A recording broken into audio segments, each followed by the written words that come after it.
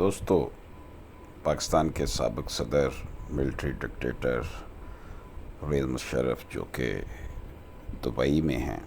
ان کی صحت انتہائی بگڑ چکی ہے اور بہت ہی زیادہ وہ اس وقت جو ہے نا صحت کے حوالے سے مسائل کا شکار ہیں، اور اس لیے ان کو اب پاکستان لایا جا رہا ہے۔ اس حوالے سے ملٹری اسٹیبلشمنٹ نے حکومت پر واضح کر دیا ہے کہ وہ کوئی روڈ نہیں اٹکائے گی، کیونکہ ظاہر ہے کہ وہ پاکستان آرمی کے چیف رہے ہیں، پریزیڈنٹ رہے ہیں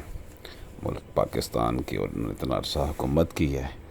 اس لیے ان کو پاکستان میں ان کے جو آخری ایام ہیں گزارنے دی جائیں۔ اس حوالے سے کافی حد تک جو ہے بات مکمل ہو گئی ہے۔ خواجہ آصف نے اس حوالے سے بیان بھی جاری کر دیا تھا کہ وہ آ جائیں، ہم کوئی اس میں رکاوٹ نہیں ڈالیں گے، ہم ہیومنٹیرین بیسس پر۔ پرویز مشرف کے خلاف ایک فیصلے میں ان کو پھانسی کی سزا بھی دی گئی تھی، جو کانسٹیٹیوشنل پٹیشن پہ کہ انہوں نے آئین پاکستان توڑا تھا۔ شیخ وقار سیٹھ صاحب جو اس کے جج تھے، انہوں نے یہ فیصلہ بھی ان کے خلاف کیا تھا۔ بہرحال